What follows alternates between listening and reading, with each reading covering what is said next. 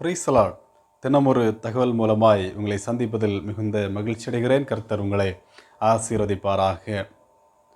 பாருங்கள், சில அறிவுரைகள் ஒவ்வொரு நாளும் வேத வசனத்தின் மூலமாக நாம் பார்த்து கொண்டிருக்கிறோம்.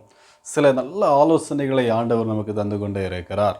சிலர் பாருங்கள், நம்மை பார்த்து கேட்பார்கள் இல்லையா, நீங்கள் வேதத்தின்படி வாழுகிறீர்கள், வேத வசனத்துக்கு கட்டுப்பட்டிருக்கிறீர்கள், ஆண்டவரை நேசிக்கிறீர்கள், ஆண்டவருடைய வார்த்தைக்கு கீழ்ப்படுகிறீர்கள், உண்மைதான். அப்படி இருக்கிற பொழுது நாம் ஏன் இந்த உலகத்துக்கு கட்டுப்பட வேண்டும், அல்லது அரசின் சட்டத்திட்டங்களுக்கு ஏன் கட்டுப்பட வேண்டும், வேதவசனம் இதை குறித்து சொல்லியிருக்கிறதா என்றெல்லாம் பலர் நம்மை கேட்டிருக்கலாம் இல்லையா?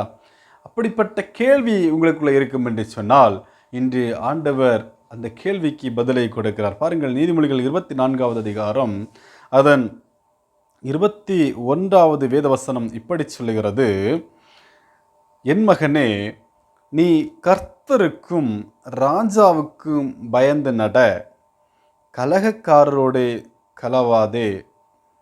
சடுதியில் அவர்களுடைய ஆபத்து எழும்பும், அவர்கள் இருவரின் சங்காரத்தையும் மறைந்தவன் யார்? பாருங்கள், நீ கர்த்தருக்கும் ராஜாவுக்கும் பயந்து நட. பாருங்கள், உலகத்திலே நீதி அரசர்களுக்கும், நீதி அரசர்கள் நமக்கு விதிக்கப்பட்டிருக்கிற கட்டுப்பாடுகளுக்கும், உலகத்தின் சட்ட திட்டங்களுக்கும் மனிதர்களாகிய நாம் கட்டுப்பட்டு தான் நடக்க வேண்டும். அன்றும் இதுதான் நடந்தது. பாருங்கள், முந்தைய வாழ்க்கை காலகட்டத்திலேயும் ஆண்டவருடைய ஆலோசனைக்கும் கட்டுப்படுங்கள். மாறாக உங்கள் தேசம் எதை உங்களுக்கு சொல்லி இருக்கிறது, தேசத்தில் என்னென்ன நடைமுறைகள் இருக்கிறது, அவைகளுக்கும் கட்டுப்பட்டு நட என்று சொல்லி வேதம் தெளிவாக நம்மோடு கூட பேசுகிறது. பாருங்கள், அடுத்த வேத வசனத்திலே சொல்லப்படுகிற பொழுது இப்படி சொல்லுகிறது: கலகக்காரருடைய கலவாதே என்று சொல்லி, அதுக்கு பிற்பாடாக இப்படி சடுதியில் அவர்களுடைய ஆபத்து எழும்பும், அவர்கள் இருவரின் சங்காரத்தையும் மறைந்தவன் யார்?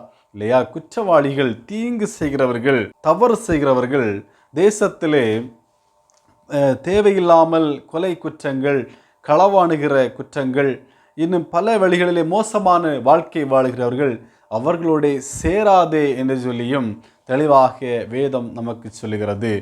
மாறாக என்ன சொல்லப்பட்டிருக்கிறது? கர்த்தருக்கு பயந்து நட, அதே போல அரசுக்கும் கட்டுப்பட்டு நட, ராஜாவுக்கும் பயந்து நட, அவர்கள் சொல்லுகின்ற ஆலோசனைக்கும் கட்டுப்பட்டு இரு என்று சொல்லி வேதம் தெளிவாக சொல்லியிருக்கிறது. இது போன்ற கேள்வி நமக்குள்ள இருக்கும் என்று சொன்னால், இன்று அதை நமக்காய் ஆண்டவர் தெளிவுபடுத்தி தந்திருக்கிறார். உங்களுடைய வாழ்க்கையிலே சில கேள்விகள் இருக்கும் இல்லையா? நாம் உலக வழக்கத்தின்படி வாழ்வது நல்லதா,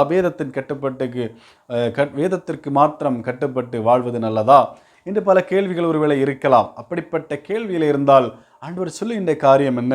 உங்கள் தேசத்தின் தலைவர்கள் அல்லது தேசத்தின் அரசாங்கம் எதை சொல்லுகிறதோ அதற்கும் கட்டுப்படுங்கள், அதே போல வேதத்தின் நல்ல ஆலோசனைகளுக்கும் கட்டுப்படுங்கள் என்று சொல்லி நாளை வேதம் நம்மோடு கூட பேசி கொண்டிருக்கிறது. ஜெபிக்கலாமா? என்னை நேசிக்கிற நல்ல ஆண்டவரே, நல்ல ஆலோசனை கொடுத்ததற்காக நன்றி. நான் எப்படி வாழ்க்கையிலே வாழ வேண்டும், தேசத்தில் எப்படி நடக்க வேண்டும், எவைகளுக்கு கீழ்ப்படிய வேண்டும் என்று சொல்லி தெளிவுபடுத்தி கொடுத்ததற்காக நன்றி என்று சொல்லி துதிக்கிறோம் ஐயா.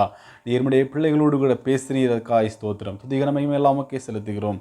இயேசு கிறிஸ்துவின் நாமத்தில் ஜெபிக்கிறோம். ஜெபங்களும் அன்பின் நல்ல ஆண்டவரே. ஆமென், ஆமென். கர்த்தர் உங்களை ஆசீர்வதிப்பார். ஆமென்.